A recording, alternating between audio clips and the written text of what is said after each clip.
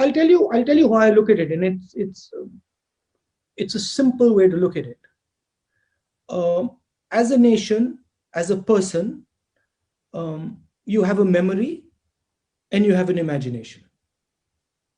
You can either look forward and create an imagination, or you can look backwards and talk about your memories.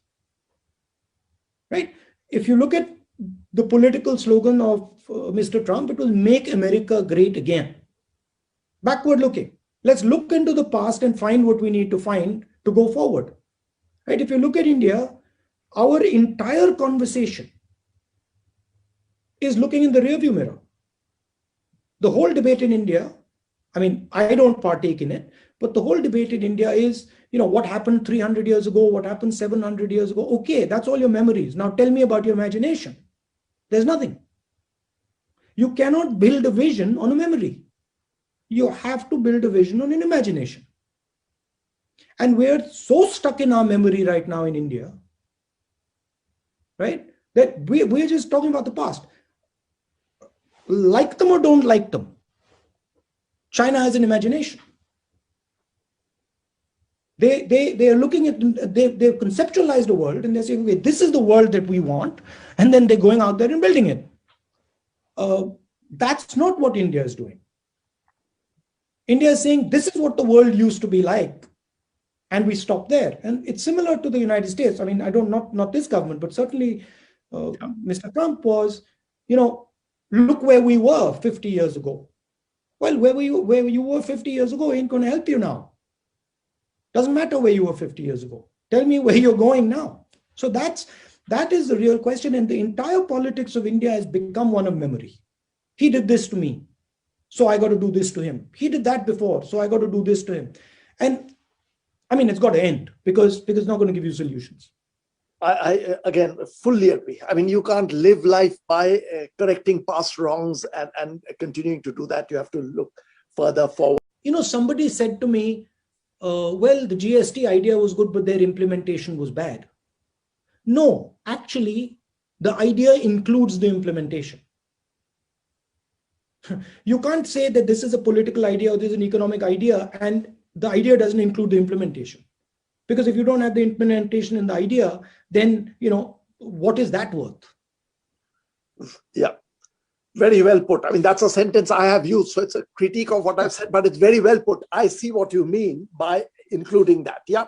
If I'm going to say I'm going to give you a GST, and then I have not factored in the implementation of that thing, then what I'm basically telling you is I'm giving you a pipe dream. Yeah. It's only when the implementation is factored in that I'm giving you the product called GST.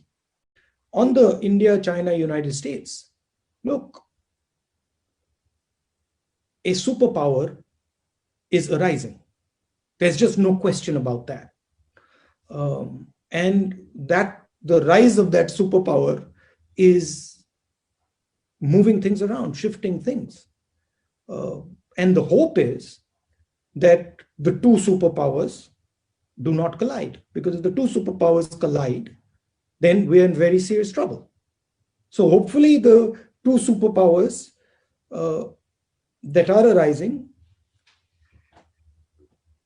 manage the situation, have the maturity to manage the situation, and find sort of a way of coexisting with each other. China is clearly on a trajectory where it is going to become a superpower, unless there's a collapse in their political structure, which seems unlikely. So that is something we're going to have to deal with. And look, as a country that is neighboring China and close to the United States, superpowers like to fight. Superpowers like to collide. And they don't like to collide on their own territory. So the nightmare for India is that we become the battlefield of that collision. And that's something that good politics in India, good foreign policy in India has to maneuver around. I mean, countries have been destroyed because of this superpower collision. Completely destroyed. Millions of people have been killed. So that's not somewhere where you want to go. And that is going to require wisdom on the part of the United States, wisdom on the part of the Chinese, and wisdom on the part of India. Systematic attack on small and medium businesses by the people who have managed to concentrate the capital. Demonetization, GST designed to basically destroy small and medium businesses. When I talk to shopkeepers, they say to me, "Rasta saaf kar rahe." They are cleaning the way. They're removing us from the path. So a vision of India, I think the Prime Minister sort of copies the Chaebol vision where 3 or 4 or 5 big players sort of concentrate capital and then build the economy. You just cannot do that in India. So destroying the small and medium job creation engine, which basically produces vast majority of our jobs, and then now hitting agriculture with these devastating laws, which are basically going to destroy our agricultural system. So these are the two things that are very dangerous. I think what India needs is to fire the economy using the consumption side, demand side. And the government insists on firing the supply side. And when they fire the supply side, they don't even fire the supply side by giving it to, thousands and thousands of small, medium businesses. They keep giving it to the same 10 guys. So you have the sort of ridiculous situation where your entire workforce is walking back home during Corona. They're asking you for 300 rupees and you say, "No, we're not going to give you 300 rupees. I met those people. They were crying because their entire asset base was destroyed. So some of those people, their entire assets are, couple of hundred rupees, couple of thousand rupees. They just had to leave them back in Punjab and go back home. So whatever they had was gone, right? So you were literally putting all those people down below the poverty line and starting negative cash flow cycles for each one of them. And at the same time, you turn around, you say, "We're not going to give these people bus tickets." And then you give 1,50,000 crore to like the top 5, 7, 10 guys. So it is the idea, and it's an old idea in India, that if you're poor, if you're not well off, you're worthless. When in fact, it's the poor people in India who are actually India's assets. They're exactly the people you should be investing in, because they're the ones who are going to give you the return. The first thing is, I can see that there is a clear Chinese vision. I don't agree with elements of it, but it's there. And the vision is terrestrial global vision. It's a modern Silk Road with a nervous system in it. And it's a global vision. The United States requires a global vision. We are a friend of the United States, but I don't see that global vision. I see a United States which is looking inside. I see a United States, much like India, that is dealing with its own internal contradictions, internal tensions. But I don't see the United States I used to see 30, 40, 50 years ago, that used to transform, do transformatory actions. So that's one element that is going to be required. And I think India has a role there in creating a vision, right? Creating a strategy. It's not necessarily a confrontational strategy. It can be a coexisting strategy, but the strategy has to be there. And currently the strategy is not there, right? The conversation that the United States has with India is basically a conversation about the military aspects of it. That's not going to cut it. That's not a vision. That's not even a strategy. That's at best a small piece of a strategy. right? So that is something that that conversation has to begin. At the same time, I do believe that India has to have good relations with as many people as it can. You're speaking to the person who has been pushing this stuff in the Congress party for a decade. I'm the person who pushed elections in the youth organizations, pushed elections in the student organizations, got serious beating in the press for that.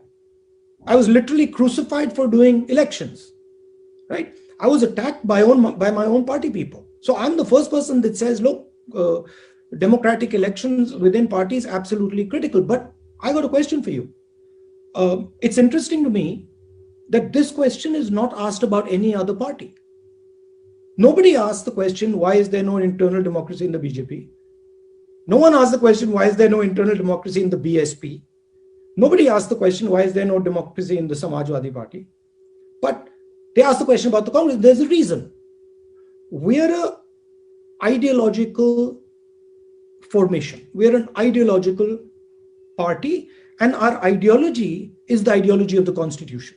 It is the ideology of equality. So yes, it is. I think it is more important for us to be democratic.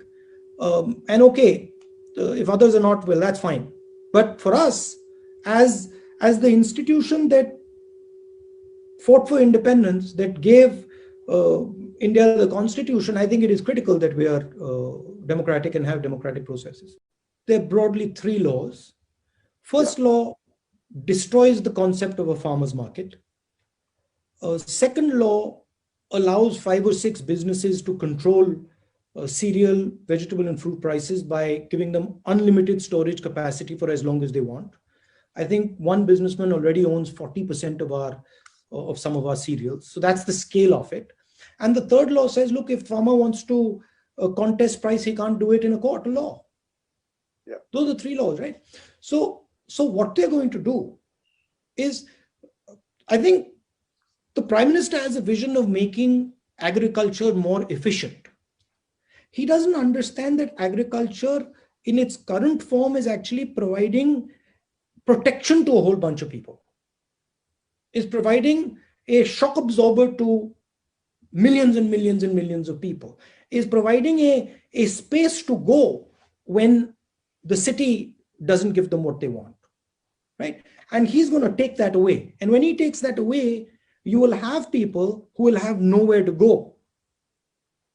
And then you will have social problems that you cannot imagine. And this is basically what the farmers are saying. The farmers are, if you go and you talk to them, what they're essentially saying is, look, where do we go now?